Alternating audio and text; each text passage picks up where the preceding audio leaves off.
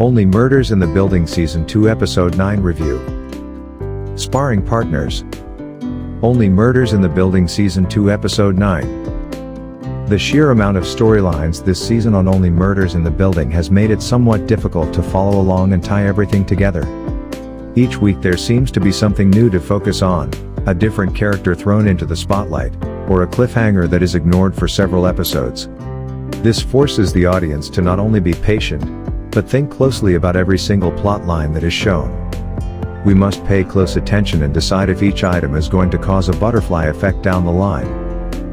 As the penultimate episode in the season, Sparring Partners is finally able to close a few of the many mysteries that have been collected throughout the season and have been put on the back burner for later. It sets up anticipation for the finale in fine fashion, but moves so quickly that it feels like you need a rewatch to fully confirm all of your suspicions and to understand where we stand with one episode left. Oliver, Martin Short, and Will's, Ryan Broussard, parental relationship is finally resolved here after the idea of them not being biologically related was brought into the picture mid-season. Oliver tells Will that the DNA test results have come back and confirmed their blood ties, but it's easy to tell Oliver might be lying to his son. The show uses some levity to reveal the truth when Teddy Demas, Nathan Lane, walks onto an elevator with Oliver, where the latter man starts some fisticuffs right there as his version of revenge. There is a touching moment between the two men late in the episode, as Oliver poignantly asks his archenemy of 2 seasons to not reveal the actual paternity test results. Oliver wants to remain close with Will, and he thinks that won't happen if Will knows the truth.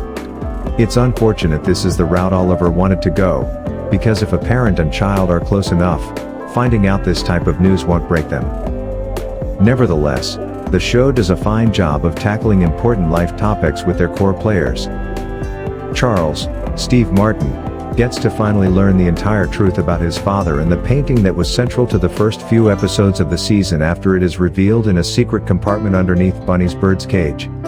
Leonora Folger, Shirley MacLaine, is not actually the woman who came looking for it several weeks ago, but rather Rose Cooper, the artist of the painting. She posed as Bunny's mother to gain an advantage in her quest to get the artwork back after Bunny's death. Charles figures this out after finding the real Leonora Folger online. Rose helps Charles take a nail out of the back of the painting to reveal the real gem underneath, a depiction of Charles as a child with his father.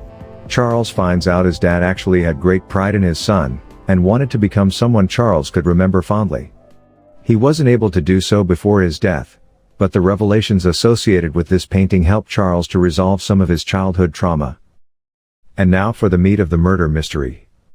Mabel, Selena Gomez, is able to identify Detective Krebs, Michael Rappaport, as the glittered man she attacked on the train a couple of episodes ago. She decides to dig deeper into Krebs's background over some boxing training. Detective Krebs is so close to the heart of the mystery because he's been working with Cinda Canning, Tina Fey.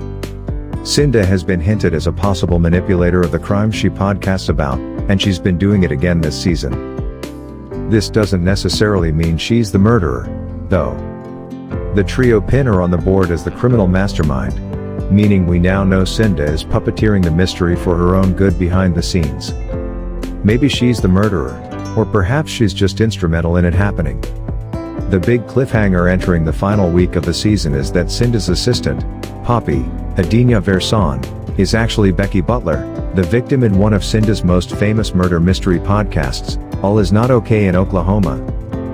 It feels like we are now closer than ever to seeing the whole picture, but the person who ends up being revealed as the murderer is going to have a hard time comparing to the brilliance of Jan's reveal last year. The suspects at hand are compelling, but unless there's a 180-degree turn and the killer is someone completely unexpected, the potential culprit feels semi-lackluster. But we also know the show is going to have a 3rd season, and we are ultimately going to get another cliffhanger that leads into the next phase of the show. It all should come to fruition soon.